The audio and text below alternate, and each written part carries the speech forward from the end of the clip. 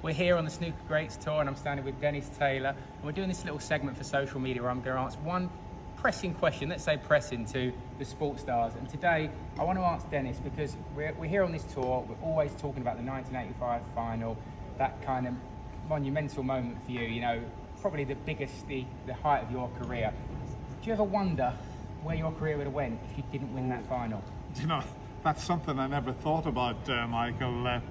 If I had missed the black, or if Steve had knocked it in, it would have been totally different. I would have still carried on. I was still always very popular, sort of doing exhibitions, trick shots, telling loads of Irish stories.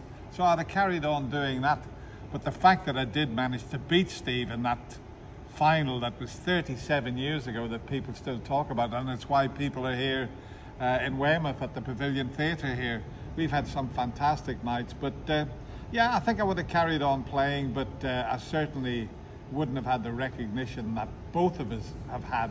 Steve always says he'll remember that more than the 61, so it's brilliant that we can still go around, play shows and get people coming along.